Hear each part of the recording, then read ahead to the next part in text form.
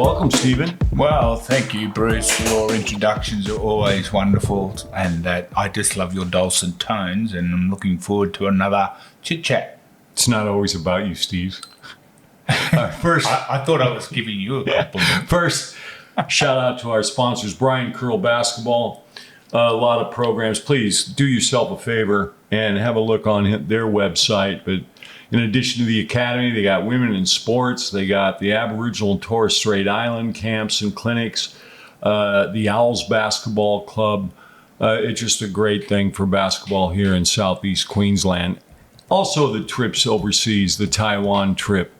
They've been doing that now. This will be the fourth year. Another shout out to a sponsor, Chris Weir of FIT Education. Chris, your stuff, it throbs. It's a great registered training organization, particularly if you're looking to get a diploma or certificate in fitness. Also, the Big Dog Sports. We said we were going to get Ryan Stolberg and Benny Thompson on as guests, but He's going to the States just for a quick trip. A little trip to the States. Hollywood? I guess. Okay, but anyway. He's got a great face already, eh? Sully's great, and we really appreciate the good that they do for basketball. We have a severe shortage of stadiums and courts here in Brisbane. Schools are well set up, but they make them right in your own backyard. You really got to look into it. It throbs. And one last shout out to Bubble Boards. Our good friend Matt Shanahan's Bubble Boards. They've come on as a sponsor. We're trying to drum them. Hey, if you got a school program, a club program, and you want to give your coaches a good diagram board with your logo size on it. Yeah, you can put anything on there. Anything. Yeah. I know I've got a bubble board, and I use it relentlessly. All right, before our very special guest, Simon Kerle, rocks up to the studio, and we got, what do you say? It's going to be here about 10. Yeah. We got about 40 minutes up our sleeve. It's going to be a 4-hour episode. We got some, what do you got? Shout-outs? Yeah, well, I mean, the NBL one is started. The NBL North has not started. It starts 1st of May, I think. Yeah, 1st of May. Yeah. I think you've got to make special mention of Elijah Pepper over in the Western competition. 51 points for game 1, 50 points game 2, 48 points game 3. He's averaging 49 point something. He's Eddie Palabinskas. Yeah, I mean, he's getting his shot off quick. So, I mean, I've just watched some highlights, and he's a good size. He's strong, so he can get to the rim.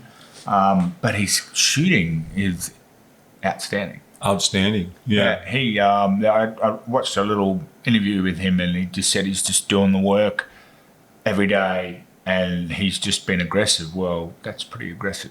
Well, if they lose Webster and Bryce Cotton, Pepper's going to get a bigger role, baby. Yeah, I think especially if they get another quick guard that can penetrate, and he's good in the corners and he's solid. That makes it spread the floor. Just a FYI on Perth, they've re-signed Windler as well. Yeah.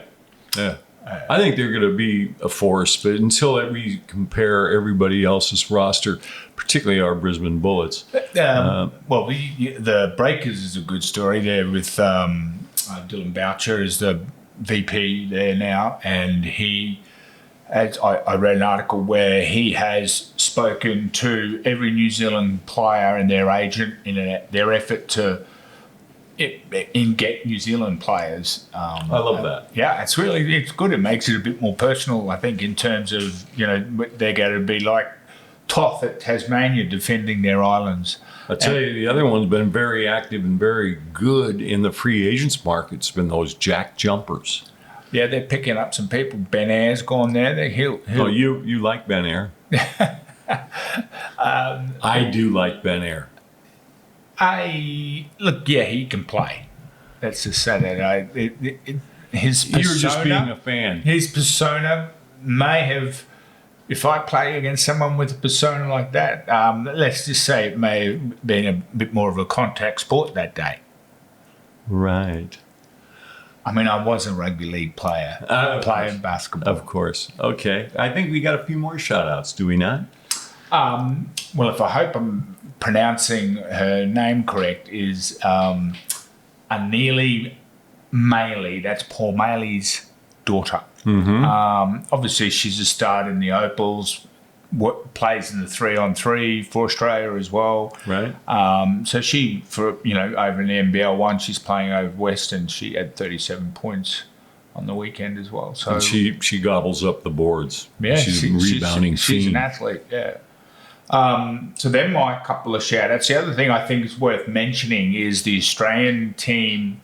They're calling it the Trans-Tasman Throwdown. The throwdown. The Throwdown. How many games are in the throwdown? 3? There's 3 games, and it's in Adelaide, Sunshine Coast, and Hamilton, I'm assuming, is in Victoria.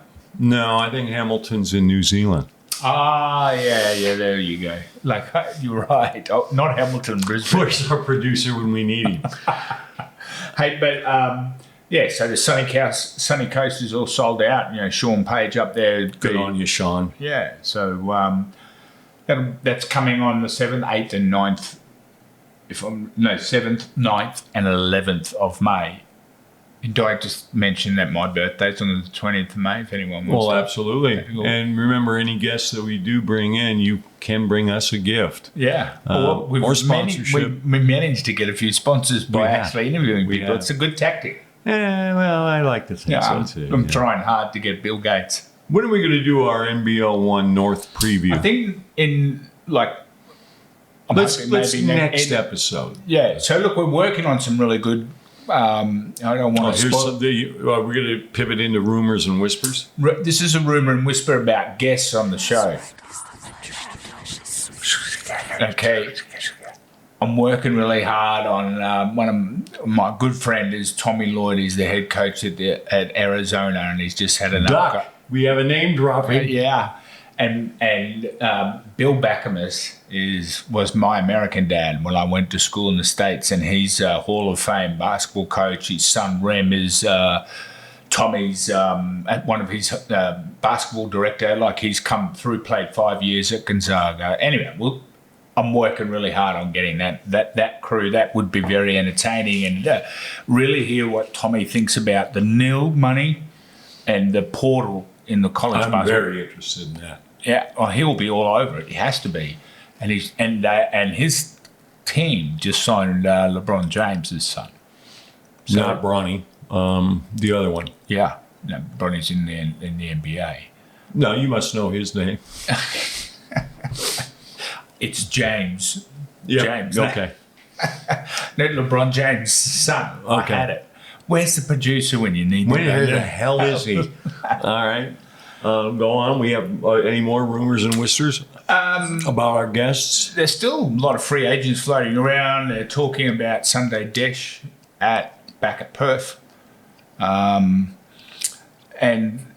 Brisbane Bullets have signed a Kiwi. He must have somehow got out of Dylan Boucher's. You know what, I've been thinking about this because it's now so American, flavored with Lash, with Stu Lash. Then he brought on another American guy that was supposed to be in charge of talent identification, recruiting, and player development. Never been in Australia. I think they just look at we got to put in entertainment. Yeah. In which case, we go out to Boondall next year. They might as well release a couple of dingoes and a few kangaroos into the crowd. Get the crowd fired up. Yeah. Well, maybe the odd clock. Let's just say, Stu Lasharoo, if you like to say him, that's his Australian nickname for us. Like as in kangaroo. So it's a really positive thing. LaRue. Yeah. Anyway, we were talking more about our guests before you went off on that tangent. So we got Billy Backamus and Tommy Lloyd. I've nearly got them confirmed. We've got Sandy Brondello. It's also confirmed. So we're just trying to organise the dates. Super excited for both those interviews. We got confirmation this week that the general manager at Southern District Spartans, better known as the dark side, Rebecca Stevens. Oh, okay, cool. She's so got a good there's not many women that I'm aware of that are in that role. Yeah. But she was also a very good, what's now NBL 1, but it was QBL multiple championship player. Yeah. Very good coach. It's always good to have a conversation about the dark side anyway. I mean, I think she's doing some great things. I was popped my head in because we had a little meeting about the academy with Christian Pang. Can I drop that name? oh, yeah, sure. And I bumped into their head coach. Ready for a name drop? Yeah. Peter Crawford. Nice. He was running a camp for their under 18 kids. And there would have been 30, Nice. and they looked good.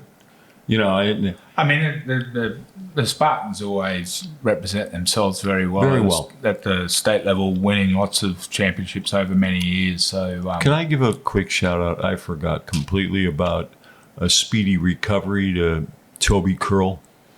I didn't know what happened to Toby. Hip replacement. Oh, really? Yeah, young man. But all the cartilage in the hip was out and in a lot of pain. So he had surgery, when did I see? On Thursday? Mate, he's in his... so has he had a resurfacing hip, do you know? That's a question. I don't know. I have you yet don't to know? speak to Toby. I'm just giving him a shout out and get well soon. Yeah, okay. But right. I know about Sorry. I know about your surgery background, and I know how interested you would be in that.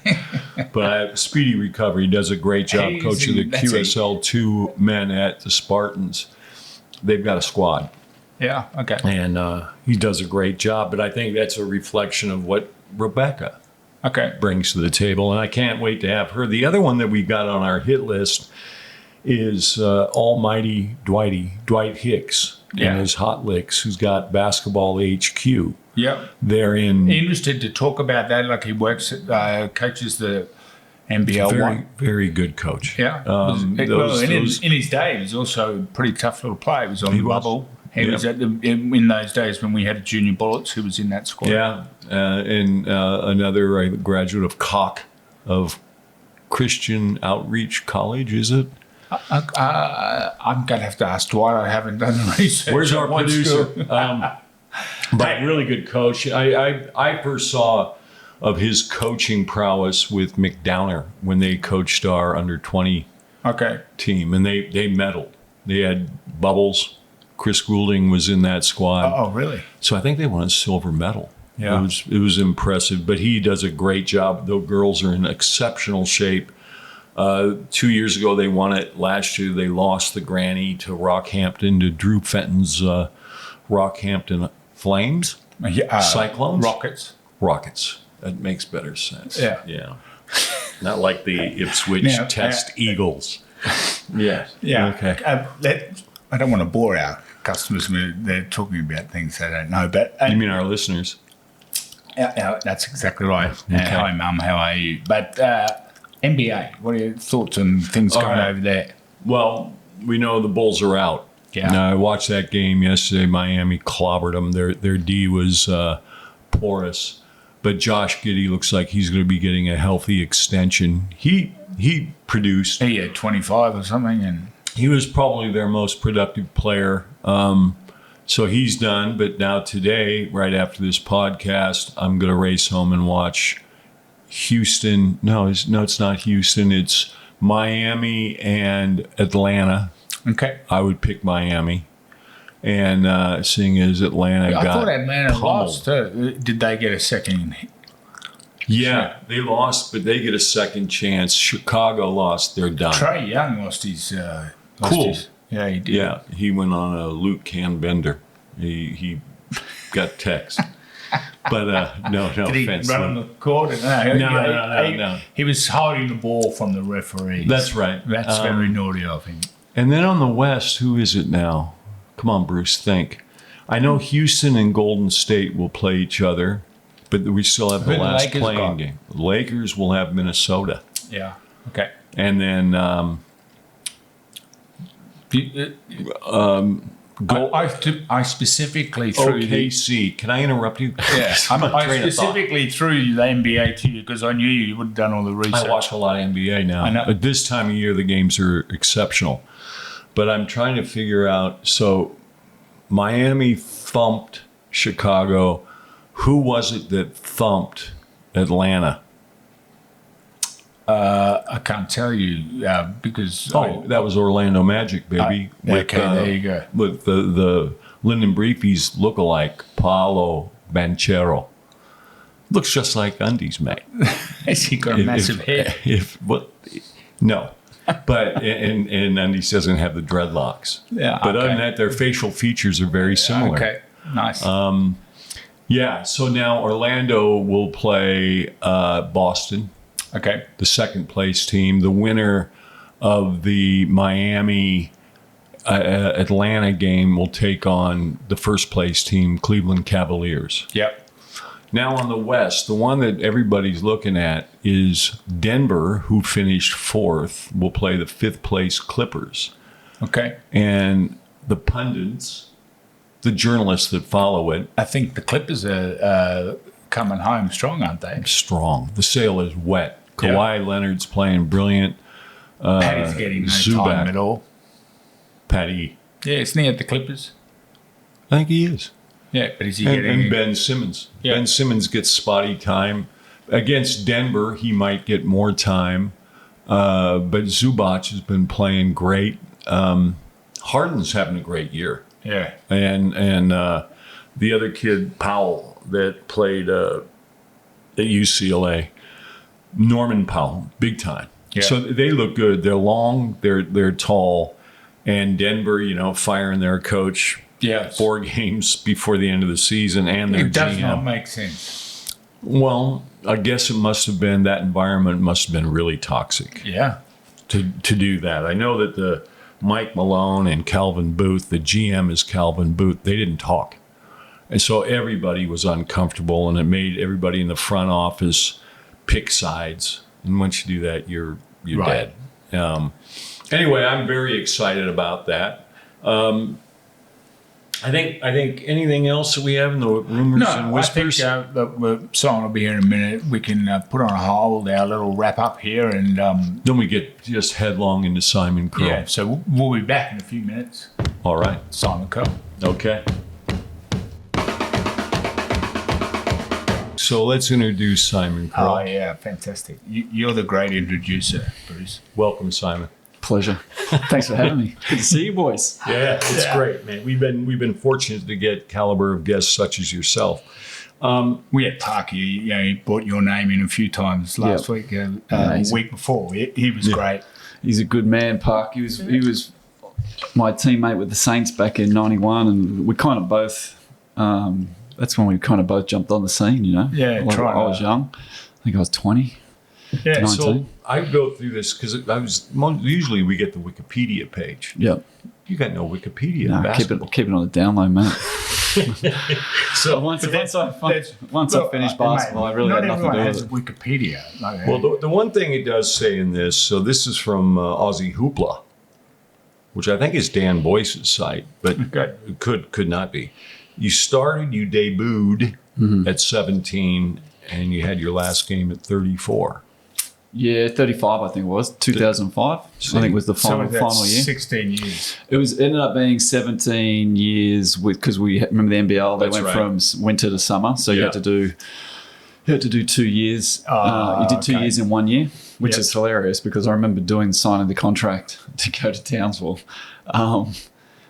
and at that time, my old man was he wasn't. We had a lawyer, and he had a lawyer. Yeah. And they came to me and said the deal was done. They came and go, oh, well, you need to take a 30% pay cut because they're changing the seasons. I go, let me get this straight. The club can make, not all clubs are like Townsville. Townsville sold out every game. Yeah. So Townsville can sell out every game for 3 years while I'm there, get more sponsorship, but I got to take a 30% pay cut. I'm not sure where you get your negotiating skills from, but that is beyond moronic. That is sub-moronic. Oh, I know. Did you always negotiate your own?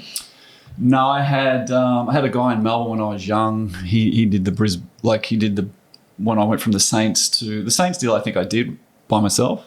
because it was a bit different. I was at college in 88, 89, 90, and then I'd spoken to Ron Bongetti, a really good family friend. Bruce knows him really well. Yeah, Ron's Yeah. great. I think Bongo's a great guy. yeah, great guy. And I think he was general manager of the Giants back then. Yep. And I just said to him, I said, hey, listen, I'm at college in not Nebraska. I was in Cedar Rapids, Iowa then.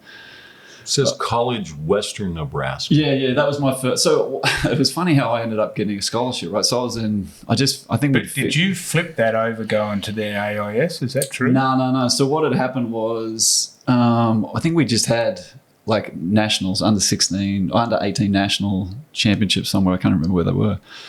And I was like the second leading scorer in the comp. And Queensland, we'd got to the grand final. We beat Victoria in the semis. And came back and they played Vic Country in the semis, in the decided to go into the grand, and then they beat us in the final. And I remember I wanted to go to college, and after that, I'd gotten a call. Nebraska was touring Australia, and it was down at Nuttawading Stadium. So you remember that stadium back in like '88. Yeah. And they said to my old man, "Listen, we've heard about him. Can you get him down here? Let him train." So I went down.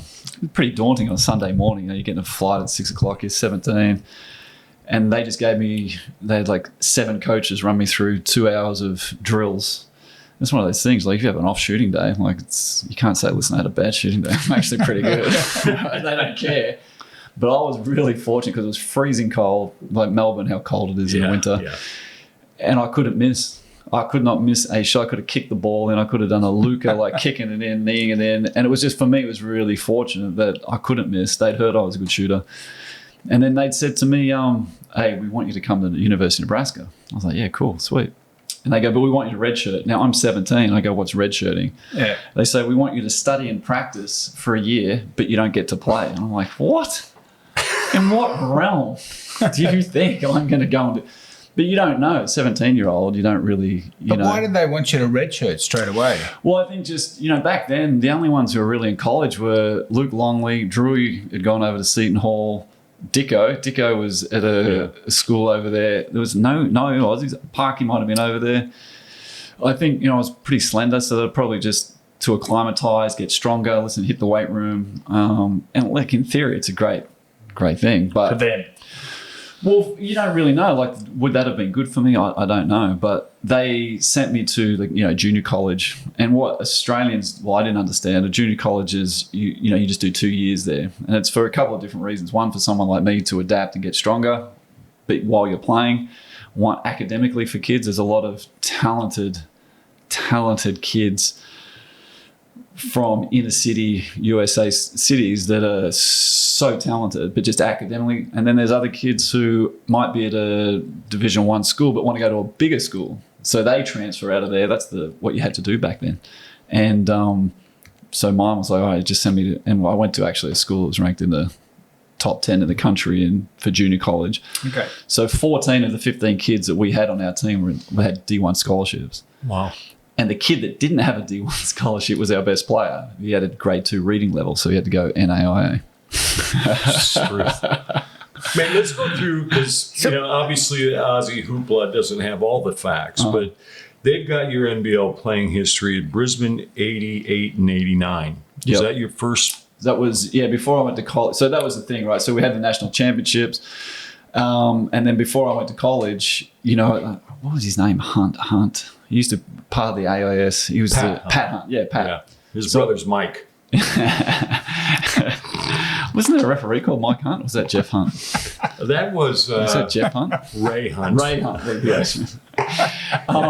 So, and Pat called me up and said, listen, we really love you to come to the AIS before you go to college. And I was like, but I'm training with professionals. Like the Bullets had won the championship the year before. So, do you think, in my head, I'm thinking, well, is it better for me to go and train with kids who are 17, 18, my age?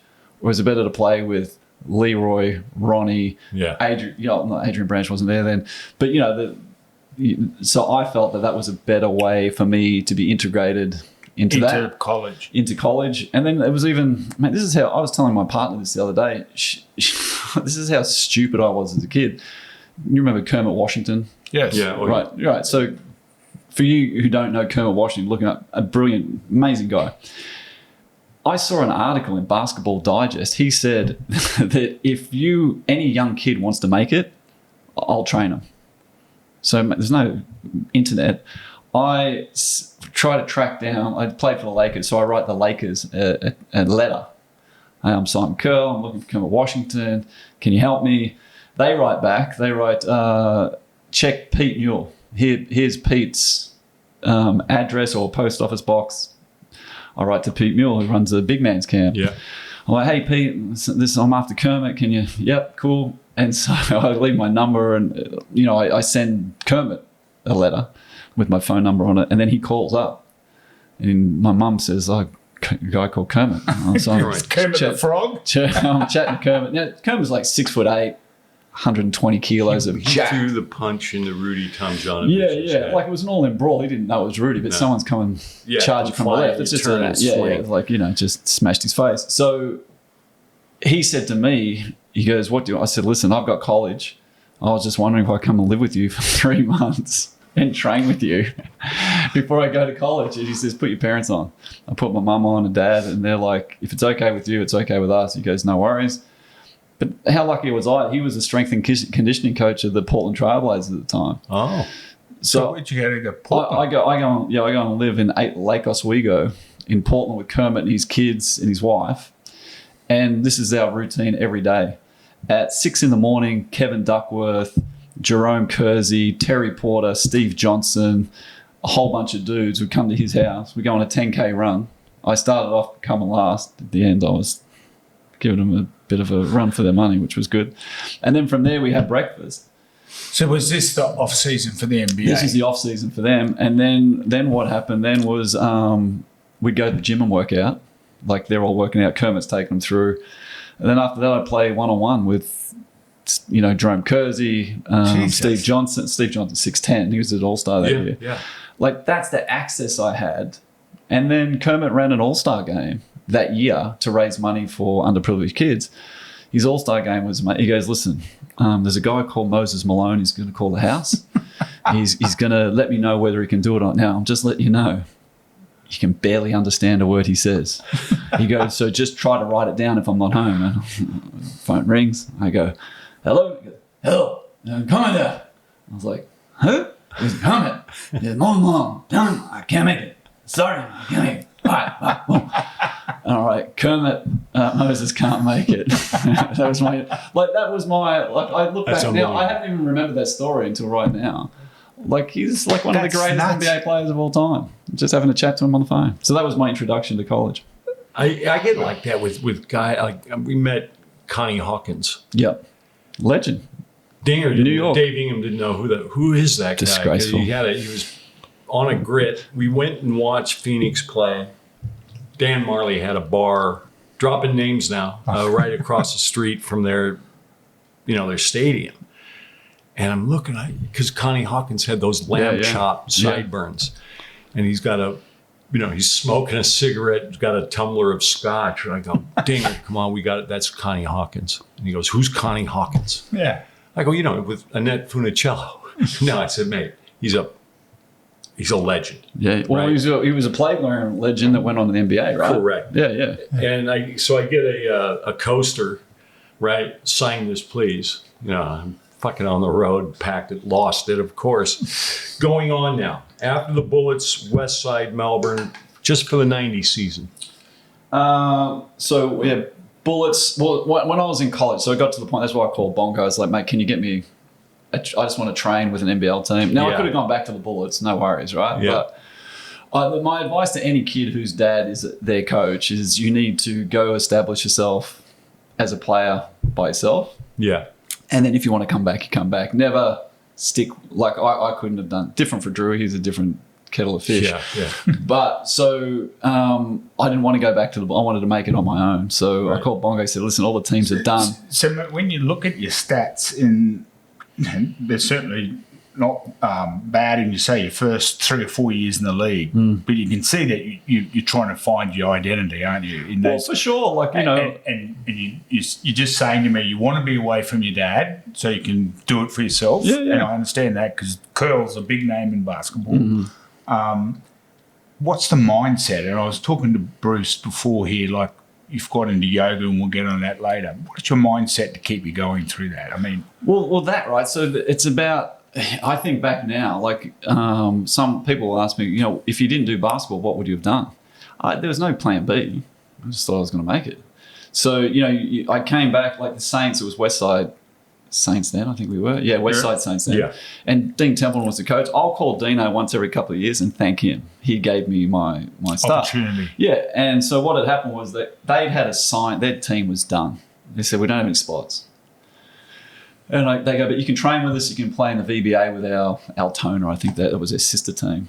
Right. And I looked at the team, and there was a guy on that team. He's a Queensland guy. He'd signed a 2-year deal back then for $60,000 a year, which is a lot of money back in 1990. Yeah. And I looked at that dude, and he was guaranteed for 2 years. I said, that's my spot. So my goal was to make his life a living hell. I wanted him to wake up in the morning and think, I do not want to fucking go to training and deal with him. So mentally and physically, every day, I smacked him. Like I beat him physically down to the point that when Dino would put us on the same team, I would switch and say, nah, you go. I'd switch teams with somebody else. And then the night before the first game, we played Perth. I think Perth had won it the year before. Dino called me the night before the game and said, you're in. He's out. So they ate up his contract. I mean, admittedly, they paid me $2,500 for the year. Probably 3 on him. But what that did, that gave me, by the end of the year, 20 minutes a game, 19 minutes a game, got to learn a little bit more. And then the next year, Joey Zibbelberg, we turned into the Sweat Hog Saints. They got rid of all the old guys. Brendan was gone. Benny Lewis was gone. All those dudes were gone. Colin Cadee? No, he wasn't there then. He wasn't there that year with Andy. Was Andy Blitkoff the coach then? No, the year before Dean, I think it might have been. But in the year I got there, 1990, it was Dean and Bill Runchie. Right. And then the second year they brought in Gary Fox, and they got rid of all. And you had to, and that's where Parky and I.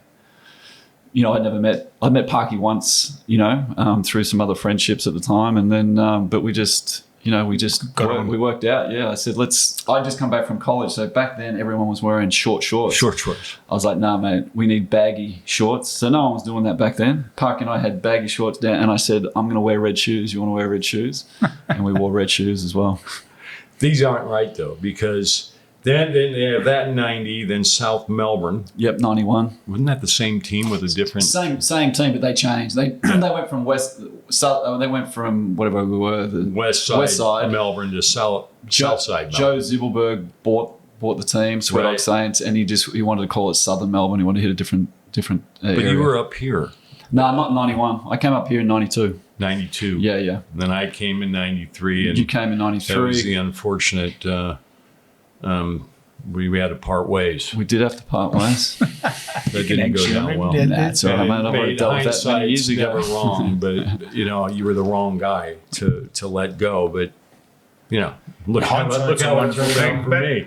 But again, when you look at your career, like you've managed to turn things around. Like you as you said, you've worked your ass off to get into that spot. Yeah, well, mate, it's after that, it's pretty, I had a year to go on that contract, right? So that, without going through it, it's old news.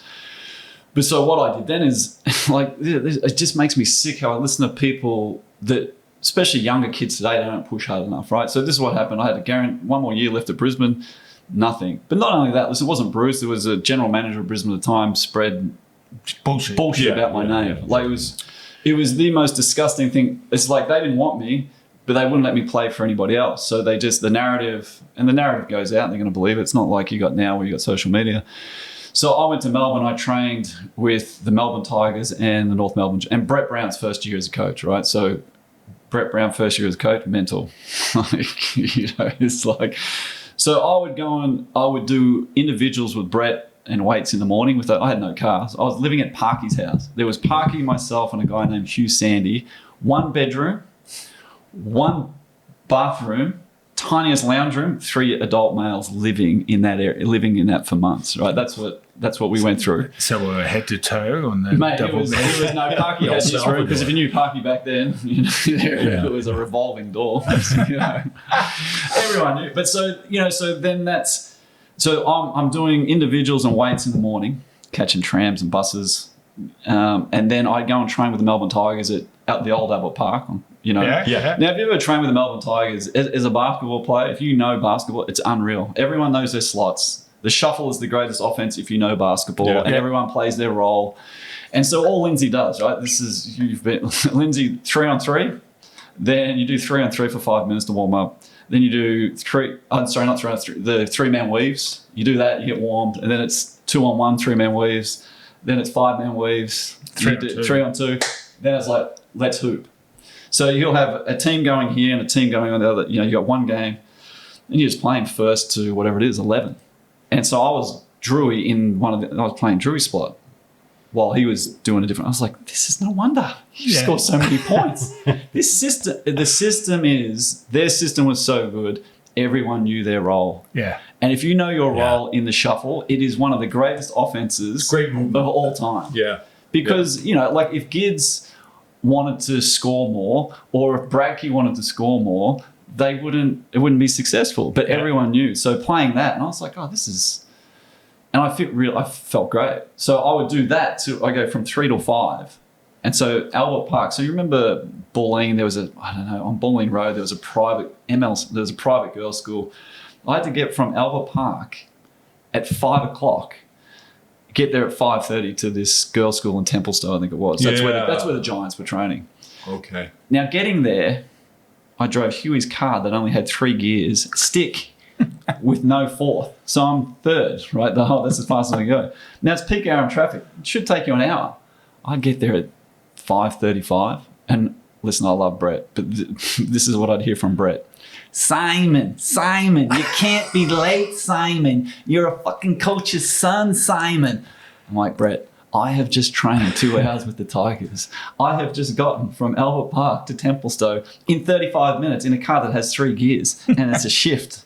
I'm like, cut me some slack here, mate. So I do that for like 3 months, 2.5 months. Now, you can do that for a period, but your body gets to a point. Yeah, I can't do this anymore.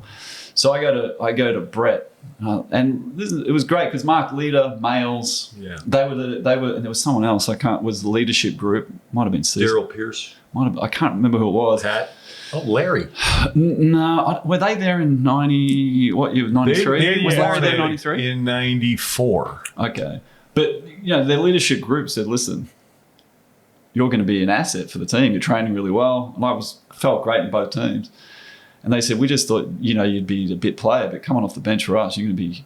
Right. And so, but I had to get to a point where I had to choose a team to focus on. I asked Brett, I said, hey, what are you thinking? And he goes, oh, we're going to go with Brendan Dillon. I'm like, what? Brendan, great dude. Played 1 year, never played again. No. Right? Great. So I always had to be on my bonnet for Brett. I love Brett now, but that was just my mentality. And then I went to Lindsay and asked him, listen, what's going on? And he said, which I will never forget, we've got juniors who are better than you. Okay, who? He goes, Brett Rainbow, Andrew Walter. I was like, all right, Lindsay. So I was annoyed that he kind of wasted my time. He could have told me earlier. Yeah. Because different if you're not playing, but mate, I was playing. So is that when you landed with Brian? So then I was like, what do I do? It was so crazy that I'm not a drinker, but like for a week, I'm just like, oh, I've got to, I'm hanging out with the boy and then all of a sudden, who was it? Mildura were playing in that.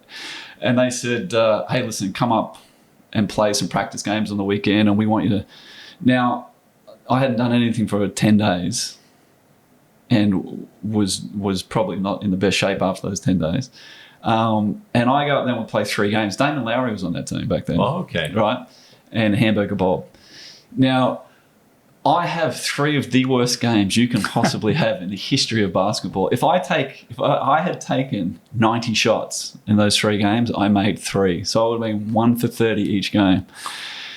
And after that, I said, listen, I apologise, mate. This is just... And they said, listen, mate, we don't worry about that. We know you can play. We know what you've gone through. It's all good. And what they offered me was insane. I think back then it was like 30,000, 40,000 cash. Just fly up. You don't need to train. Wow. Just fly up on the Friday, fly back. But my goal was to get back in the NBL. And doing that is not going to get me in the NBL. And I ran into Bill Runchie. He was my coach. He was assistant at Saints. And he coached in Frankston. And his style was unreal because his discipline with everybody was great. The Americans he had were great. They weren't arrogant. And, when I came in, I still remember he said, we just need you to average 10 or 12 points a game. Come in off the bench. Like, yeah, mate, no worries.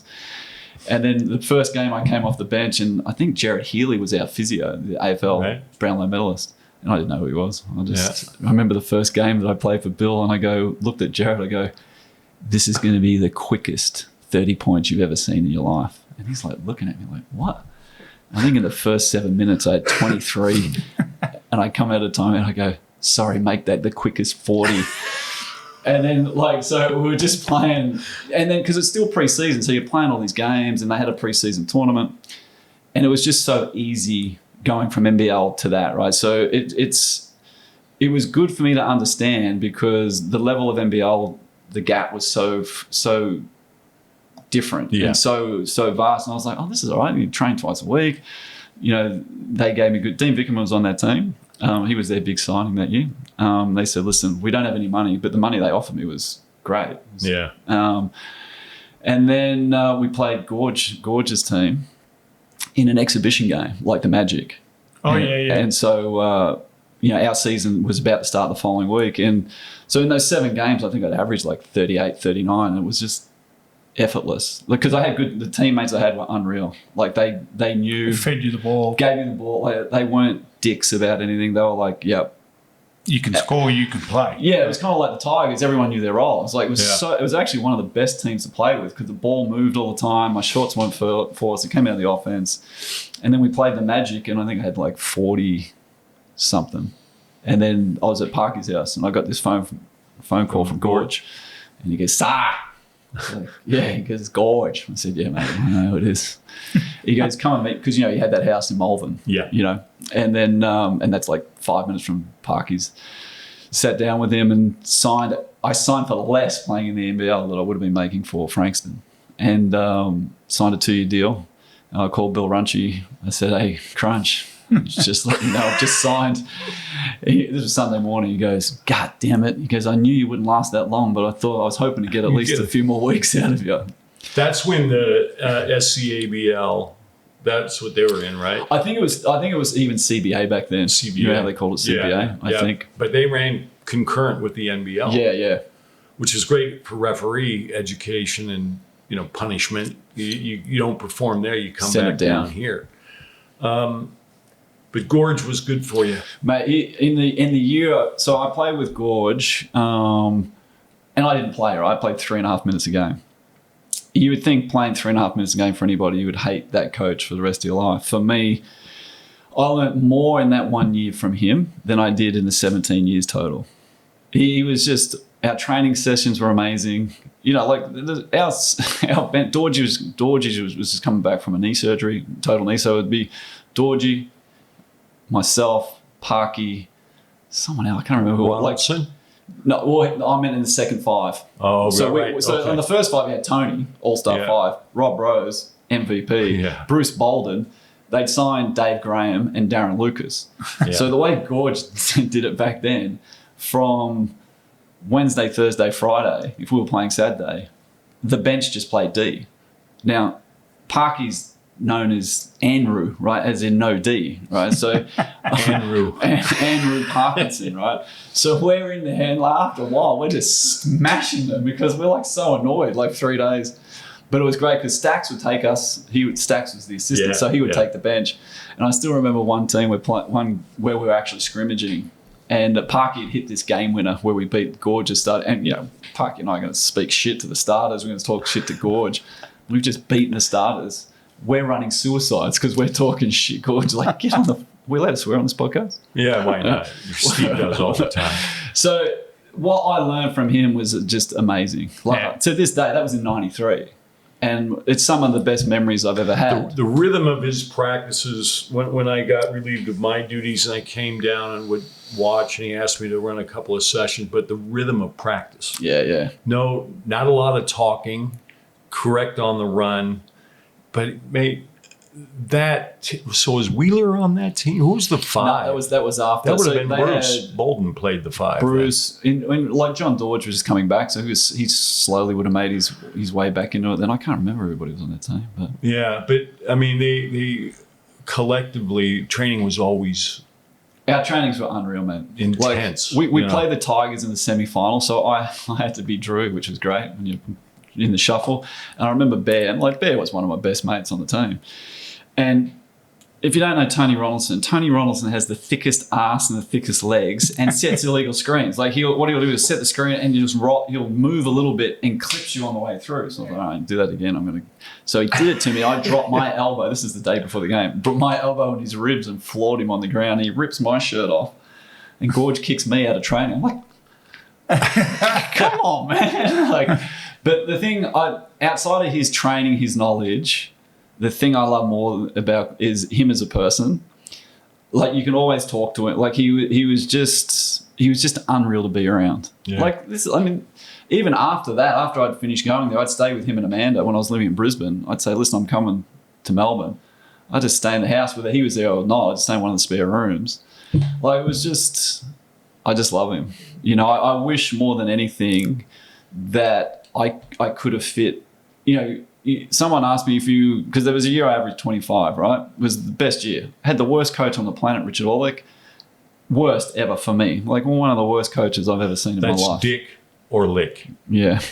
And Dick Orlick. His name is Richard Orlick. Yeah. Oh, right. Dick Orlick. Yeah. so and someone had said, you know, would you rather have that or play 20 minutes a game and have chances? Like, I would rather play 20 minutes a game and play for Gorge for 15 years and be in championships, because you're just learning. Like, you learn every session. You learn. There's not many coaches where they can teach you this, but when you learn, okay, yeah, boom. And that's what he did. He was such an amazing teacher. Yeah. It was phenomenal. You know what I mean? Rather than just someone who was barking things, do this, do that. I just loved him. Now these next years, Geelong, Yep. this is when you started, you know, blossoming, Yeah. producing. It was like the first, that year with the Saints was great. It was 15, and Gary wanted me to be a point guard, which I'd never been before. So I mean, like, you know, I could share, but he wanted me solely, you know, point, and that's a big thing to change if that's not what you've done solely. And so that's 15 a game, and then You mean past the ball? no, not pass the ball. It's just, that's the easy part. You try bringing the ball up the court with Darryl McDonald in your face, man. Yeah. Like, I remember one game, even it might have been with the Magic. It was a preseason game where I was actually playing. We played you guys. You guys just trapped me. Like, having DMAC is like having three people trap you with one person. Yeah. But like that, and then I went to Brisbane in 92 when I went to sign with my old man in 92 after that. And like the team we had was Leroy, averaged 26. Adrian Branch averaged 30. Shane Heal averaged 23. Andre Moore averaged 20. And I was the other starter, averaging 11. And the only one who wanted to play defense or, you know, pass the ball as much as I. So I still had a good year, but it's like, what more can you do? And then whatever happened. And then it was just. So who was Orlick coaching that team? Orlick was coaching not until, I didn't get him, thank Christ, until that was 2001. That was like after 2001. Yeah, So okay. I went to Jimmy Kelvin. You remember Jimmy Kelvin, right? Yeah. So after the Magic had finished, Gorge said, listen, I'll help you get a gig. And, you know, he helped me get the Geelong gig. But I was meeting Jimmy Kelvin. And Glenn Bynes, or was it Terry Keeley? I think Glenn Bynes was an I think assistant Bynes, then. it was the next year. Right. Bynes, so his first year he had Jeff Van Groningen as his assistant. Right. Right. And Jimmy. So I was meeting Jimmy at Albert Park. So, you know, you meet at Albert Park, you meet at court 1, right? It's 9 courts. Yep. You don't go out the back. So I'm on court 1. I'm there. If I'm meeting him at 1 o'clock, I'm there at 10 to 1. He's not there. And I'm like, it's 15 minutes. So then I walk around, I'm looking for him. And it's not like I'm court 7. And the first words he says to me, he says, Kerle, you on brother time? I'm like, what? I didn't even understand what that meant. Like, you know, you on brother time. I'm like, I'm on court one, though. That's where I thought. What's perfect time? Well, I kind of figured out that, you know, whatever that was. So that was my first interaction with Jimmy. But he was good for me because, again, we had guys who were getting older that, you know, I was 23 at the time. So it worked really well. I played hard. And that first year with him, I think I averaged 12. And then the next year they got, that's when I think they bought Binesy. Binesy came in and I averaged 20, and they got Joey Wright. We played well together back then. Mate, it's interesting too. Like you've always had the ability, like, you know, you said you averaged in 20, but I'm looking at your highest scores in those Geelong years. You're 26 is your first year, but the next year it's 36, and the year after 20 is high scores. I mean, that takes a lot in the NBL. As you talk about how difficult the NBL is coming up from the level below, to score those sort of numbers is well, big. I think too, just confidence. Do you know what I mean? It was just like I just knew when you're given an opportunity. But the thing was, I put in work. So my whole thing was, and as in those years, that year when you were commentating on TV, when I averaged 25, the work that I put in that year was special because I understood then. Like I understood you put the work in. You get rewarded. I mean, I've always put work in, but when you fully believe 100%, where you know, where you rock up to the game, you don't need to make a shot in warm-ups. Doesn't matter because this is what I've done. Prepped up to here. Yeah, you're ready to go. I am either going to have a great shooting night or a bad shooting night, but I can still play hard. It doesn't matter. And so once that clicked with me, it just took a while to click. Right. But even you saying that Geelong year in I think it was, what was it, 95? Do you know Chris Robinson? Do you know Chris Robinson? You know Robbo? I reckon you know him if you saw him. He used to do a lot of stuff with the Bullets. And he said, hey, what do you reckon? Now, I don't know if this is true. This is what he told me. And he said that, what do you think the highest amount of points in an overtime game are? I said, I don't know. He said 16. He said, and you had it when you were playing for Geelong. In the overtime. So I don't know if that's true, but I was just like, that's a lot of points. Please see. I don't even remember that. This is the thing. Andrew Johnson would have been in the media guidebook. Yeah. And you go through every year, and every teams are fine. It's a pity, right, that they don't have that. That should have stayed in posterity, even though it's no longer what they call the modern era. Yeah. Would you say then going to Townsville? Because I remember, I thought you were that.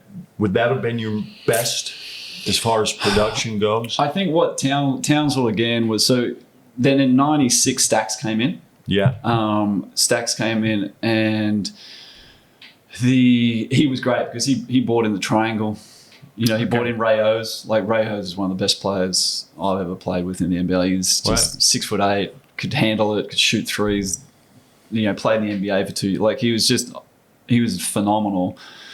So, and then, you know, the NBL. So you're running your triangle for him, like mainly like. Well, I think Stack, you know, that's like the Bulls were so successful, so he started implementing some of the aspects of the triangle back then. But you need a big who can pass. Yeah, he was in Australia, could play 4 or 5, but you know, he led the league in rebounding the 2 years. What was his name? Ray O's. Ray O's. Yeah. So he led the league in rebounding. I got him into Townsville. He led the league up there, and he led it in Geelong. But so in 96, the NBL bought back the Newcastle license, and they offered Geelong $1 million to get their license back. And so, you know, the owner of Geelong, Richard Austin, he sold it. So, you know, and I still remember this to this day. I will never forget this. So our last game of the year was the Sydney Kings, where Alan Black was the coach. Yeah. And we were just, you know, it was just news that Geelong had sold their license back, so we weren't going to be around for next year. And I remember Blackie coming up to me saying, hey, listen, if I don't sign Aaron Traher, I want you to come here. And I looked at him, I said, mate, if you would prefer him than me, I would never want to fucking play for you. And just walked off. I was so insulted that. Anyway, Aaron Traher went there. And I think my next 5 games versus the Kings, I think I had like 28, 35, 49, 33, and just speaking shit. Because I was just so insulted. I couldn't think of anything more insulting. You know?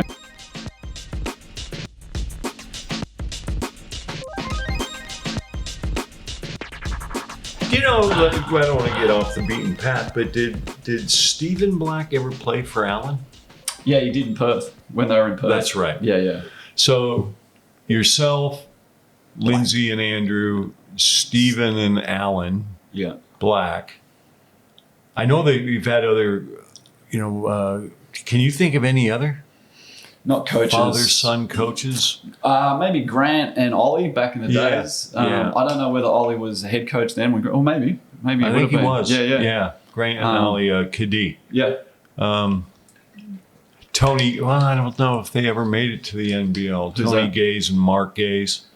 I don't know if Frankson was in the Mark NBL. coach women's? Didn't he coach the chicks? Sorry. Mark coach, but I mean, Tony Frankson was in the NBL. This is before you. Way. Yeah. 82, Too many. 83. We had too many teams. So I recall, and I think it was great, and I think I was still doing some commentating at the time.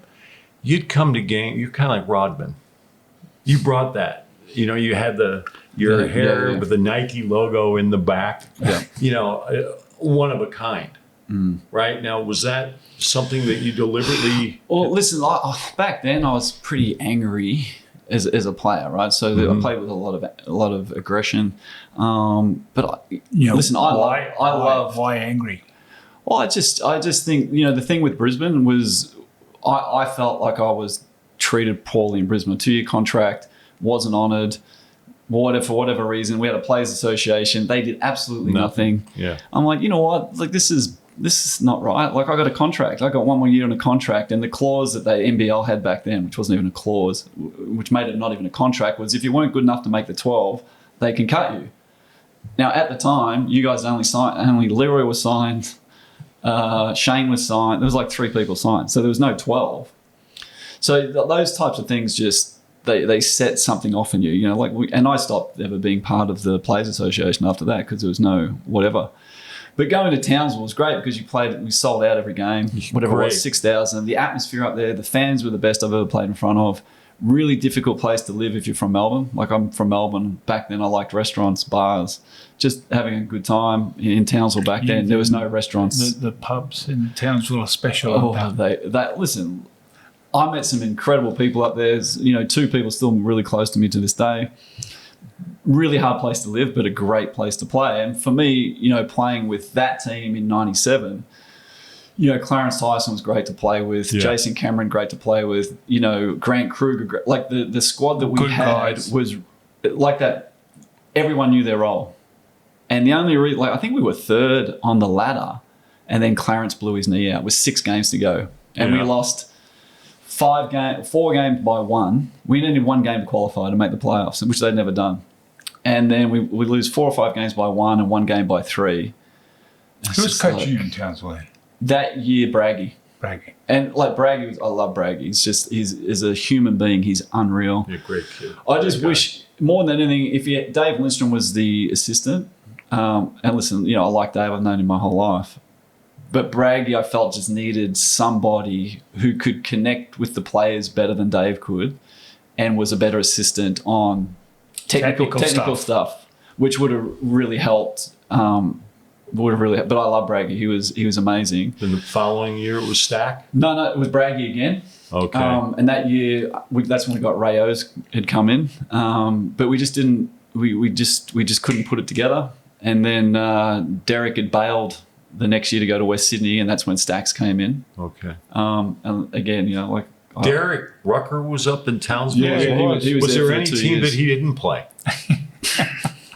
It was. Listen, I don't have much for him these days. He does nothing for me anymore, for whatever reason. But as a player back then, we played really well. We played well together. For him, it made it easier for him to score because I could score. I could get him the ball. Play. Yeah, just does nothing for me these days. But You'd have to cover for him defensively. Yeah, but he was good with steals. It wasn't that bad. It's and playing with it was great. For me, it was great because it was spread the floor. We spread the floor. We played, like I said, the team basketball that year was really. Clarence going down was a killer. Yeah, because he played the perfect game. He was a great post-up dude, got it low. He was super efficient. He shot 57%. Yeah. 13 rebounds a game, 6'6".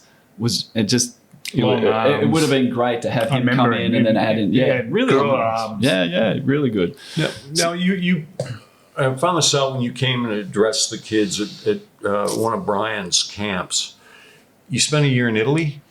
Well, not a year. So where are we at? So we've just done Townsville, and Stacks come that next year. You know, whatever happens in Townsville, I'd left there after that year. Like they brought up Rob Rose, Sam McKinnon, Yeah. good squad, Andrew Goodwin, and then I'd come. You know, I was off to. I got an offer to go and play in Belgium, I think, and my old man said, "Listen, a guy called Eddie Groves has just bought the team. He's a young guy. Can you just meet with him?" I was like, no, I'm going to go to Europe. It's just, you know. And he goes, can you just meet with him? So I fly to Brisbane, meet Eddie. I'm in his boardroom in the city. And within 2 hours, I was back on a plane, signed a 3-year deal. I just loved him. Like, my connection with him was so phenomenal. Like, it was just, I love what he was about. You know, he was young, and he was just, we just got along really well.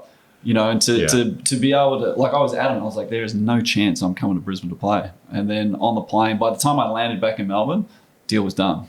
So you didn't go play in Europe? Not that year, right? So then I come and play with my old man for a year, and I was established by that time. I had averaged, I think, like 4 or 5 times 20 per year. So you're established as a player. But the thing is, it doesn't matter how established you are. I found I couldn't play the way I could have played in Geelong or in Townsville. I couldn't, because he's my dad. What are they going to think? You know, so things that I would have naturally just done, I was stopping doing because I didn't want to think, so that was my fault. There's no one else's fault but mine. And then he got fired. Like I think I averaged 15. It wasn't a great year, but it was 15. You know, I think if you can average 15 and have a shitty year, it's not bad, but it's not. I wasn't happy with it. And then they'd signed Richard Orlick, who I'd never even heard of. And like, this is, you ask me why I'm angry sometimes, right? Explain this to you. Dick Orlick. Yeah. Okay. So just getting the name. I don't know this guy, right? Now I have 2 years to go on my contract, 2 years. And I sit down with him for my first meeting. You know, hey, listen, I have no issues with my dad being fired. It's a professional game. I play for the Bullets. I don't play for him. Just so you understand that, we're good. Yep. I get out and I get a phone call or a message from Copes, Lennart Copeland, who said, hey, you know, Brisbane, Richard Orlick, like 10 minutes ago, has just contacted me and said he wants to get me up here. I'm like, serious? He just left his office. Just left the office, mate. This is mental. Like, I can't remember, because it's so long ago, I can't remember, but I just remember just like, but I remember going back into the office and saying, listen, hey, this is the story. Let's give him a call and confront him on it. He's like, no, we don't need to do that. I go, yeah, let's just confront him. And he goes, no. And I said, mate, this is the first meeting. This is our interaction. So that was what I had to deal with while he was there. But what that did, me playing, we were so bad that year, that 2021 year. Yeah. 2001 year. Yeah. We were so bad that... You were 4 and 24. We were so bad. It was having to go through that and being coached by someone like that but personally what it did for me was it gave me freedom to just play. So to average 25, would I rather averaged less minutes and been in it? For sure, team. No chance. Yeah. But it's either I do what I do, we lose by 50, or we lose by 10. Which one are you going to do? And so for me, and then I got noticed from an Italian team, and then a dude called, I think his name was Chris Carrawell from Duke. He was the import, and he just didn't work out. So I went, and they were in the bottom 4. And if you finish the bottom 3, you get relegated. Yeah. And they just wanted me over there to keep them out of relegation, and we made the playoffs. But for me, it was the most incredible experience ever, because I'm going over there as a foreigner. So you're allowed 2 foreigners back then. Yeah. The other guy was a guy called Malcolm Mackey from Georgia Tech. He was the big guy. Chris Gent was the second leading scorer over there. Right. Chris Clack, he played on his team. They were second, I think. So my first 3 games over there were you played the top team, the second top team, and the third top team. Now, when you fly, it's like a 30-hour journey, right? It's like you get there. I would jump in the van they picked me up in is a van where there's 3 seats in the front. I've got 2 Sicilians and I'm on the end. And then the rest is like you fit 50 bags in the back, right? So I'm driving from Catania to Messina with these 2 dudes who speak no English. I'm like wrecked because it's a 30-hour flight. Now it's a 1-hour trip. I get there, I meet the owners, they can't speak English. I'm in jeans. They take me to a hospital and they do a fitness test running on a treadmill in jeans. I'm like, this is the craziest. Chafing. Just dying. But like we get to the game and I still, Scooter Barry, remember Scooter Barry? Sure. So he had a German passport, so he was on that team. So for me it was great because dude has a photographic memory, so can speak fluent Italian in 3 weeks. He's my teammate. I met him at the Magic when he was at the Magic, yeah. so we've got a connection. And that first game, like my legs were just heavy. I think I had like 14, but we beat the top team, so everyone's super happy. The second week I'm still heavy, but I'm in the warm-ups, and all of a sudden Scooter goes, they just clicked in. You know how you all of a sudden you just click, everything's. I go, dude, I'm back. Now I've got my legs. And we played Chris Gent. And so my whole thing with him was try to shut him down. He was leading the league in scoring at like 23. Shooter. Yeah, Big shooter. kept him to like 10. And then I think I had 24. We beat them. So it was just like this experience of, you know, because, mate, over there, you can sign with them, but they can have your plane ticket. Yeah, that's so right. we'll see you tomorrow. What see you city? later. What's Messina, Sicily. Okay. So it was you know, back then I was super brown with bleach white hair, right? So Messina's a country town. Like it's So you were unique. dude, you walk around there, the Italians are looking at you like, who the hell is this freak? Right? But the thing that I loved is they don't care. There was no one knew who I was. There was no judgments. It was like, if you can play, you can play. So we're there. I think I averaged 20 over there. So I think that ranked in like the top 3 or 4 for the time I was there.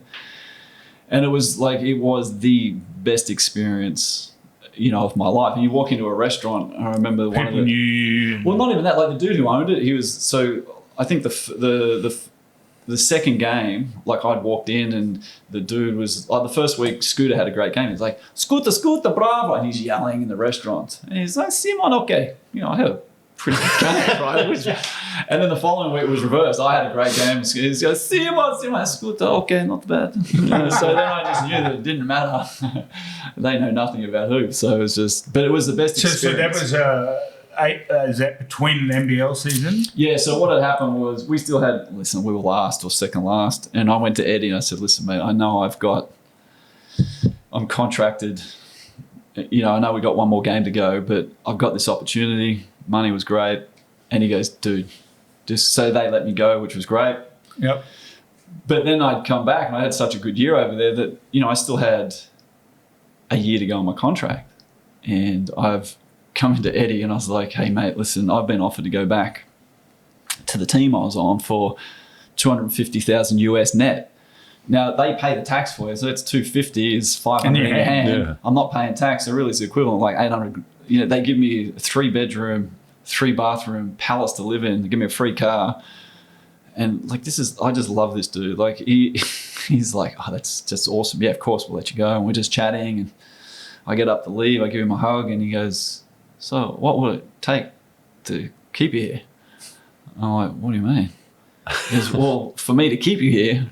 Now, you don't want to be a dick because I've got too much respect for him, but I don't want to undervalue where I'm at. Yeah. And, you know, back then I said, listen, you give me this, and this. You give me a 5-year deal. I was 33 at the time. You give me a 5-year deal. You pay for this, pay my agents, who are my dad and a solicitor. He goes, they didn't do anything. I go, I'm a loyal guy, mate. He goes, I don't want to get out of paying the money. I'd rather give you the 100,000 than I got to give them. You deserve the money. I go, listen, just give them 3 years. You know, don't give them 5 years. Give them. And then the deal was done. And then he goes, hey, listen, and then I'm going to give you this, this, and this. Like a side thing, which he didn't need to do. Right. In the history of me being around anybody in basketball, that dude gave me more than any other. Really? And Well, I've been around some good I owners. got to say, he did more for the NBL. At that time, he was Larry, only he didn't own other teams. Yeah. But he would host the preseason. Yeah. He would host the end of year awards. Yep. Eddie really kept that thing throbbing.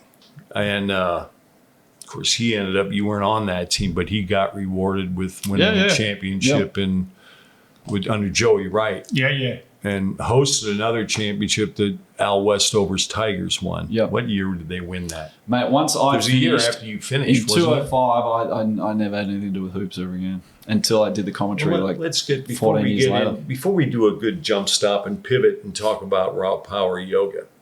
Do you make? Because I've seen you at one game. I went to one game, Bullets game last year. Yep. Do you, as part of the ex-Bullets, do you go not often? really. It's not something I'm interested in. I like if Gorge is up here and he's playing. That was it. I hadn't been in a change room since 2005, and then last year this year? Whenever Sydney played Brisbane last year. Yeah. The last, and they needed to win. I think they'd lost 3 in a row. Yep.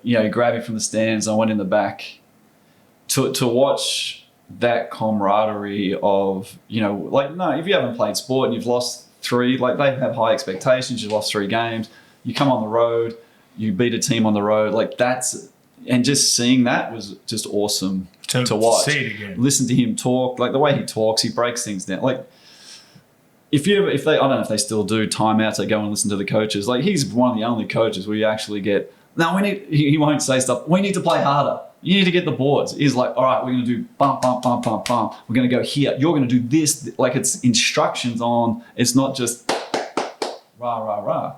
Yeah, you can still hear some coaches in the timeouts. So I learn a lot about the coaches by listening to what they say. Like some impart knowledge in a really gifted way. Some coaches, I guess I'm going to mention Mike Kelly. He looks like seriously the world's nicest man. But I'd listen to his timeouts and you could see the confusion on the eyes of the players. It just wasn't clear enough. And because that South East Melbourne squad, when he got sacked this year, in this year's, they got better. And I think they would have got better with anyone because the squad was pretty solid. It's crazy though. Like people who don't know Mike is a great dude. Yeah. And he was, when he played the NBL, defensive, tough as hell. If you looked at anyone in the NBL back then, there was 2 people. I would have thought Tony Ronaldson is going to be one of the top coaches in NBL because his knowledge was phenomenal, and Mike Kelly.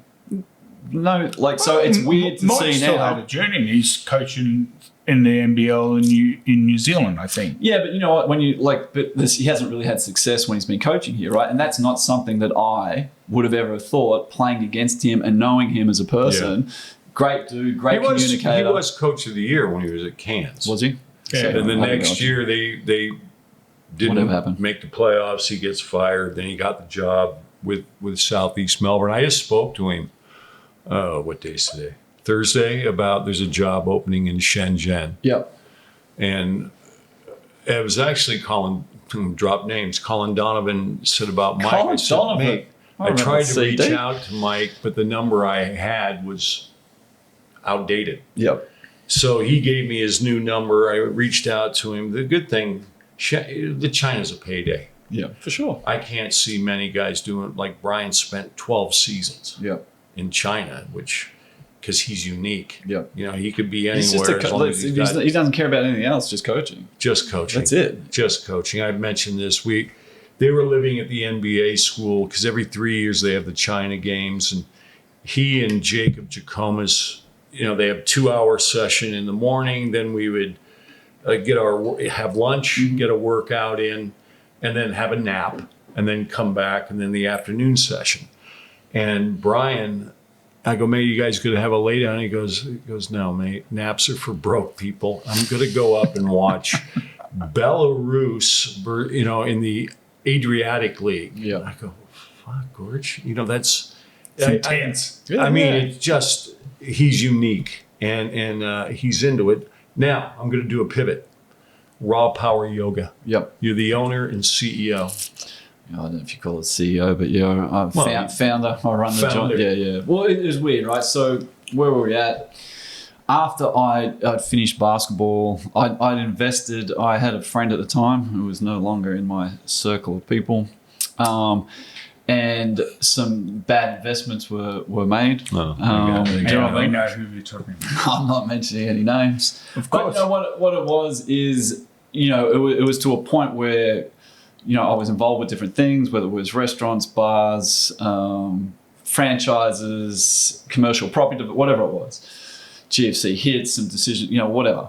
And so, it was a pretty stressful time. And one of my things, I had a commercial property at Docklands that was mine that I just wanted to get out. I was trying to get out of. And I just remember one day, I had a skip bin company back then called Trailer Trash Mobile Skip Bins. Yeah, I remember. Yeah. And so I had that. I was doing personal training at a business for health and wellness. And then there was a girl who was did like a magazine article for a local magazine. She goes, "What's next for you?" I said, "I don't know. I keep driving past a yoga studio. Maybe I'll try yoga." She goes, "You should. You'll love it. I'm a teacher." And I go, "Yeah, maybe I will." I said, "I just need to sell one more property, that commercial property. So for the first time in 12 years, I'm debt free. I don't have to stress anymore." Because what was happening, I was going to sleep at night. My eyes were closed, but I wasn't sleeping. Right. So because this is the loan repayment. Yeah. This is what's coming in. This is my savings. It's going very, very quickly. And then so I said, when I sell that final property in Melbourne, I'm going to lie under that tree because we're in a park. I'm going to just stare at the clouds for 2-3 hours. And then and I went to my first yoga class, and the girl next to me, I said, "It's the first time I've done it." And then she goes, "Did you do the intro?" Intro off was like 2 weeks. I do it. I don't connect with the teacher. I'm hating it. She goes, "What do you think?" I said, "No, not for me." She goes, "Come back tomorrow. You like strong class?" I said, "Yeah, do this guy's class." Did it, loved it. From there, I went twice a day for a year. And then I was like, "Oh, let me do my teacher training, just to learn a little bit more." Never wanted to be a teacher, ever. And then did my training. My teacher would ask me, "Do you ever want to be a teacher?" I said, "No." And then, midway through it, she went away for 2 months and I was in Melbourne. I said, "I need to be a teacher." I started running classes at my mate's gym 4 a week. And then I didn't have a certificate, but I just started teaching in like 8 studios around Brisbane and got a good following. And then did that for like 10 months. And it's like, you know what, let me just open a studio. And it was just went from there, How long have you had that now? 10 years. Last year was our 10th year. But like we've worked with. But tell me about Alliance, some of the Broncos. programs you're doing now. Like you've got your own studio. Yep. Then you do stuff where you train Yep. yoga. People to be teachers. Yeah. Yep. And now you're doing stuff with kids and in schools. Is that correct? Yep. So what we do now, it's weird, right? So I never wanted to do teacher training, but now it's my favorite thing. We just started that. We do it for 3 months. You come in every second weekend, Saturday, Sunday, from 7 till 6, and we go through it. And what we do is we're doing that for 10 years. So we've just produced hundreds and hundreds of teachers. People want to be on teachers. They go off on their merry way, or they work for you. We've got teachers in Denmark, the US, all over the world that Wow. might have been living here, but now they take that over there. Are you a part of, or are you a registered training organization? Yeah, where yoga has its own kind of thing. I do Right. some stuff with Chris Weir. Right. Chris, Yeah. So I work with Chris. And then, maybe about, I think 2019, a friend of mine said, "Listen, do you do kids yoga?" I was like, "No." "What do you mean?" They go, "Oh, I go in childcare centres." I said, I think we could work that out. Yeah. And then with the help of another friend, we just started putting kids yoga programs in childcare centres around Australia. And we're like in 100 childcare centres around Australia. That's incredible. So that's, so you, And how did the kids go with it? well, it's pretty good, right? Because you got 1, 2, 3, 4, 5-year-olds. So you spend 1 to 2, 10 minutes on the 1s and 2s, 15, 20 minutes on the 3s, 20, 25 on the 4s, and 30 minutes on the 5s. And, you got to do special kids training. It's not like you do proper full-on hardcore yoga stuff. You got to implement it. You got to make it engaging and fun. And that's what I mean. Do the kids sort of get into it? Yeah, well, what you're doing is you're teaching children from a really young age how to regulate like feelings. So if you're angry or if you're upset, rather than throw tantrums, if you can teach them simple breathing techniques, or you can teach them, some little simple meditations, lay down, rather than snapping. Well, that takes me back to you talking about being angry. Yeah, for sure. Imagine if you had that. I tell you, the boys who do I did a podcast a few years. It was through COVID. The NBL guys. I think it was Liam and some other guy. They were great at what they did. But they said to me, if you knew what you knew now with meditation, breath work, and yoga, how much better would you have been? And easily 20 to 25%. Yeah, wow. And because I could have channeled that in a better way. Like just the Because anger doesn't help as much. It's taken me. I think I'm 1 year older than you, but I'm 56 this year. What are you? 55. Yeah, and it's taken me a friggin' long time to not be angry. Well, I think like the thing if people aren't meditating, it's one of the things. If you're not meditating, there's so many things online. It's simple. People say I can't meditate. And I say, can you close your eyes? They go, yeah. I said, can you count? They go, yeah. Okay. Just sit down, count. Inhale for 3 or 4, exhale for 4, 5 or 6. Do that for 10 minutes. That's all you have to do. Like, yeah, people think we have to sit in meditation with no thoughts. It's humanly impossible. Thoughts are always going to come in. It's just when you start to think about something, I've got to do this, come back to your breath, come back to the count. There's other things you can use, but that's the most simplest form. Yeah. And it's just you do that for 10 minutes. Then you do that for a month, you want to do it for 20 minutes because the clarity you get and what it does to your central nervous system, it's mind-blowing. Like it's just... So you've got some of the pro sporting teams coming through? We did the Lions and the Broncos for 3 years. We've done the... Breathwork or yoga? With those guys, we have a thing called long, slow, deep, LSD, deep stretching, breathing and meditation. I've done a couple of deep stretching, and let's just say Steve wasn't very good.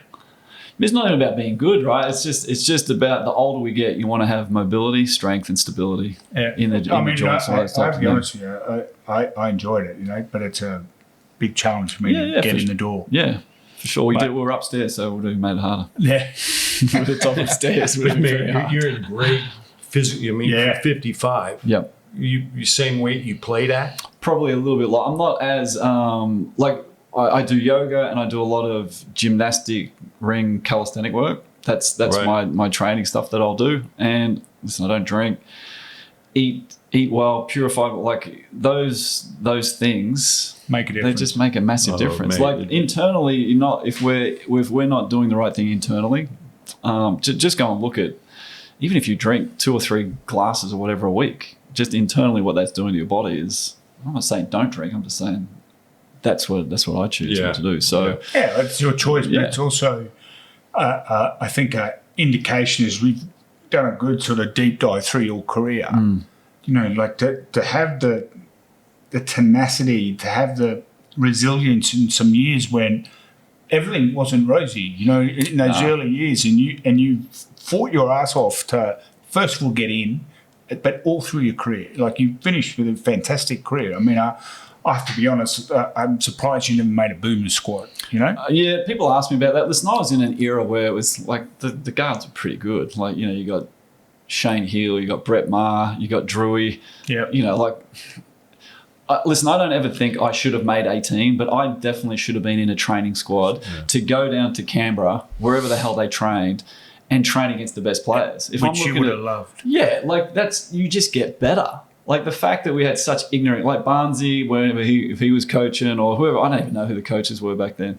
Like that's what Gorge was great. Like, the worst bit after that year I had where I averaged 25 and I went to Italy and averaged 20 and then came back. The pre-season of that next year, I think the 7 games I had, the least amount I scored was like 38 and 3/4, like in 50 in one game. I felt my game had slowed down. It was like I was in the Matrix. I was seeing things at a different speed. Like everything that was going quick for people, I was seeing slow. So had you started practicing yoga then? No, I only started yoga like maybe 10 years after basketball. Right. So that year that I'd come back, then I got injured. And then I missed half a year, a full year, 3 ankle surgeries. And it was just like, and I never really thought about it until somebody said like 2 years ago, like, doesn't it upset you or make you feel bad that, at the peak you were playing the best you ever, you got injured? It's like I'd never really thought about it until now.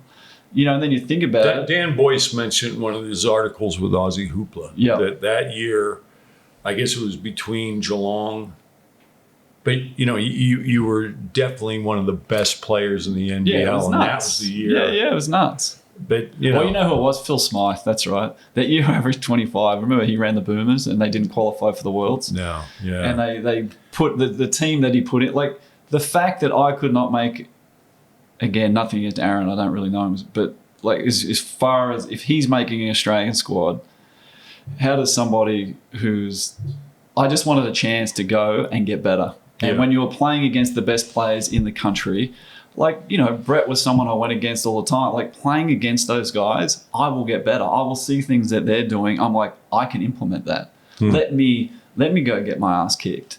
So it was never, I never thought I should have been in a team, but I definitely was good enough to go to a squad of 20 or 30. And it's better now. Like, they've got this. Dude, I looked at one of the squads the other day. I was like, how is Todd Blanchfield making an Australian team? What I'm saying in terms of giving opportunities, because Crazy. There's like the seconds, you know. Like, Yeah, I know. It's like, I'm like, come on. so tell us why, you know, mate, when you commentated, I thought you were an excellent commentator. And, you know, Bruce and I sometimes on this show occasionally give some of the commentators a bit of a hard time, but why did that not flourish for you? Because I thought you had a really good insight. Well, it was funny. Like, I finished in 205. Never watched. I think I watched one game between 205 and 2018. Yeah. 13 years is a long time. Not. And then one of the guys, I can't remember his name. Parky knows him really well, but he was like a producer for the production company that did the filming for the NBL. And he called and he said, "Hey, listen, we want you to be a commentator." I go, "You understand? I haven't watched a game in 15 years, right? I don't know any of the players." He goes, "Yeah, but you'll give us an honest opinion." All right, fair enough. Now, it's kind of hard when you're on there and you're like, 11 Blue needs to step up higher, because I had no idea who his name was. And the only one I knew was Adam Gibson and Bubbles, Chris Golding, right? Now, I didn't really know Chris. He was just a young kid way when I was playing. He was like probably 15. But so I'm watching these games and I am just reporting what I see. Yeah. That's it. If a referee misses a call, I'm not killing a referee. I'm like, how the hell did they miss that? That's nuts. Or why are they doing this? Or there was one game, I think Wollongong had an American. He was an MVP at one stage for New Zealand. I can't remember, Cedric someone, whatever his name is. But he just wasn't trying. Like, I was like, get him off. Like, this is, put the young kids on. They had this Nair and whatever, they had these other guys. We see a lot, like, the Kings, what was his name? Adams. Jalen Adams. Yeah, right. you just, and Oliver. Just it was that game that we were sitting in the same, I watched. And just jogging back, back, never gets in a position or in a stance. Yep. In the first quarter, 3 times. Yeah. And then they brought in Oliver, who's just like him. Yeah, he puts no effort in. He needed an effort like Terry Dozier. If he played like Terry Dozier, they would have won it this year. Yeah. But the thing is, on paper, the Kings team, it must have been tough for Gorge to watch some of the things that some of those key players. It's not a Gorge coach team. They'll reload. Yeah, they'll get he'll get it right. So what do you think about having back to the commentator? Well, with that though, right? So I would get messages in my ear. Hey mate, we've just had a message from the NBL. You need to tone it down. I'm like, what? But listen, I would understand if I was being hard. Yeah. I'm like, I'm just watching the game, mate. It's not my fault that they're shit and they're not putting any effort, or they're not doing this or they're not doing that. It was really, they threw me right in the deep end right at the end. That's when I kind of knew that I wasn't going to come back. Was I hadn't done it. Like, when you're interviewing people live, it's pretty different. If you haven't done it, like, I need to warm up to that. Like, give me some practice. Right? And they just threw me. All of a sudden, I go through the whole year. You should have watched Steve's highlight tape. But then the worst bit was, they're telling me the questions to ask. And I remember asking Lamar, what was his name? Lamar Patterson, right? What a waste that was. That dude he was unbelievable. And then just food stains down the front of his singlet. He was phenomenal. But I remember they said to him, go and ask him, you've been in Australia, like, I don't know, not long. What's it like to be compared to Leroy Loggins? In turn, I'm like, what if he doesn't know who the hell Leroy Loggins is, mate? Yeah. And I ask him, he goes, I don't know who that is. I'm like, it's live. I'm like, it's like this. Right. But in doing that, though, like, I like doing it. It would have been good to do it one more year, because I was still learning. Like, when you haven't watched the game for 15 years, you've never done TV stuff. Was this with Fox? It was with Fox. So Adam Howarth would have been the producer, I bet. No, I don't think Adam was there then. Okay. I know Adam. He wasn't. But then what I was told was those guys from Fox wanted me to do it. The NBL didn't want me to do it. Now, I don't know if that's true. Might be true, might not be true. But it was, it would have been good to do one more year just to feel more comfortable.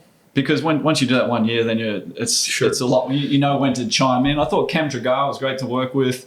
You know, the guys who were there helped me heaps. Like all the main guys who ran it. We were just doing Fox, colour. yeah. No, you know, the commentators. You had Cam and I, the players, and then you had whether it was Casey or one of those dudes. I gotcha. They were great. Yeah. And it just got a little bit. I was like, well, what can I say then? Like, you know, if you're telling me off for just. And I didn't think I was being that harsh. I actually think that's what people want to hear. They just want to hear the truth, and because otherwise they're just fed shit. You know, like and some of it's more about, you know, they're talking, you know, like is suggesting like I'm talking about myself when I'm commenting. I think too though we pick up things like a little bit more. Like there was one of the things I remember was probably the best bit of commentary I did that I thought was. Lamar Patterson was coming in. He was subbing in for, let's say it was Gibbo. Yeah. I can't remember who it was. But Gibbo was probably struggling a little bit that year, but he'd hit 3 threes in a row, and that's who he was coming in for. Yeah. Right? And he hits his third three, and he looks back at while Lamarnus was coaching there, and he goes, leave him in. And no one saw that. And I said, did you see that? Like just being able to tell people at home, hey, that dude's smart. Like not many imports are going to do that. They're going to say, nah, I want to get... That dude was so cool. He said, hey, nah, he's our captain. He just hit 3 threes. Keep him out there. Keep him out there. Let him keep rolling. You see that a lot today in the coaching because, you know, all the metrics that they use with this, you know, the strength and conditioning guys are in the back of the year, how many minutes people play, all that sort of stuff. Like in our day, you just went as hard as you could. Yeah, just play. And you see that sometimes. I still see a guy just hit a couple of shots and next minute he's taken out because that's his run his minutes, or they're looking at something on his radar on the back that's telling how fast or his heartbeat or whatever. You know, like I mean, let's just face it. Like if that stuff was say on Leroy, I would have backed Leroy to play 48 minutes and still take the last shot in the game. For sure. And he had nothing left. Yeah. But it's not like that today, you know, like it's changed. Can I pivot? Where is your studio? Where is Rob? Oh, we're just in 97 Sandgate Road, Albion. Okay. So we do classes for every age level. Doesn't matter if you've done it for 30 years. Doesn't matter if you've never done it before. Every class is designed for a beginner to advanced. You got your website. Website's there. We got a free app you can download. So we just punch in Raw Power Yoga. Put in Raw Power Yoga, pop up. Yeah, it does. You know, it's we really like the opportunity to help promote players who've really given to the game, produce big time, and now let's see what they're doing professionally. Yeah, well, it's been for me. Yoga has probably given me more than in a short period of time than basketball has. You know, just even the opportunities to do the kids yoga stuff. Like that business dwarfs the studio. You know what I mean? Something that just it come from nothing dwarfs my yoga studio. I really just got into basketball. That's really Mate, you got if I'm a young player. Great career, colourful, entertaining to watch. You know. Pain in the ass to be around sometimes, but other than that, I think you're a good bloke. Oh, thanks, man. That was one of those interruptions. Okay, I believe you. Because I just was going to say about how basketball players of any ages can benefit, right? The ability to relax, the flexibility. Yep. This is a game about being, svelte and lithe, not a plow horse. Well, I'll tell you the one thing, right? So the one thing, if I could do anything like this is the power of knowing how to breathe correctly, right? And meditation. So let's say I've got a twin brother and we were in the NBL. We're both in the NBL. Everything's exactly the same. Like DNA wise, it's everything that we do is exact. If I meditate daily for 10, 20 minutes, if I do that daily and I know how to breathe correctly, and breathing correctly is breathing through your nose, not through your mouth, right? If I just do that, I am going to be at least 5 to 10% better on the court. Like just doing those things, I will That's take longer for me to. That's the difference between getting Even if it's played or 1%, yeah. Like just the breathing techniques that we've got that we do, what it does, it increases their red blood cell count. So the more red blood cells you've got, the more oxygen. The more oxygen you got, it takes longer for you to fatigue, quicker to recover. You got more energy, better clarity, better focus. Now, if I tell you, hey, here's a pill, this is going to cost you $1,000 a month, and this is what it's going to do. This is effort. Everything I just went through just then, you're going to give it to me. You're an athlete. But because breathing is free and it's putting aside some time to do it, they don't, like, it's just, I don't know, any athlete who's not breathing a certain way. I see the league teams and I think the rugby union, I haven't so much noticed with the AFL because they don't, when the league score, the other players all run back and huddle and they're all doing this breathing. Have you seen that on TV? No. Yeah. They get back. Well, the guy kicks the conversion. Yep. The rest of the team get together, and most of the teams now are doing some sort of breathing. As long as they're breathing through their nose, not their mouth. You see it on TV because Tomo, you're my mate Tomo, his son's doing got into the breathe work thing and doing a little thing like out Caboolture way and stuff. Yeah, it's good. Yeah. But that's when I noticed it, just when Tomo's son had started doing it. And you see them. You watch on TV, you'll be surprised. Well, I think LeBron for a long time had his own yoga teacher. So it's like there was a certain player from a certain sport that used to just hate yoga. I was like, mate, don't talk to me. Talk to your strength and conditioning coach. They're just telling me they want you to do it. And then one day I was like, listen, this dude here makes $60, $70 million a year and he does yoga daily with his, I'm figuring he knows what he's talking about. Yeah. But it's, just those little things like that would definitely be a massive help for any kind of athlete, boxer, MMA. You see a lot of those guys doing breath I work. think we would have to tie this into a bow. Well, yes. Because we've Simon, taken a lot thank of you his so time. much, mate. Pleasure, Can we mate. get you back on? Yeah, whenever. Mate, great chat with you. Always Thanks good so to much, see you, boys. No, it's always good. Yeah, I'd like to, we'll wait for the NBL to start. I know you don't go to a lot of games, but I love your opinion. Yeah. Well, I'll be watching the Sydney games. Anyway, there's a bit to talk about our Bullets team. So who's the new guy? What do you guys think of the new guy? Are you guys the new coach? Are you guys allowed to say it? Do you get in trouble if you have your opinion? The word is Stu Lash. Yep. We call him given Lash him a LaRue. nickname. He needs an Australian nickname. We call him Lasher LaRue. Yep. So he was a guy that orbited around NBA teams. I mean, I know when Dunlap was with Denver, Stu was there. Yep. Get me a coffee, Stu. Yep. Do have a stapler nearby, Stu? Yep. But he's been around the game. So he did the review that resulted in Justin Schuler getting fired. Yep.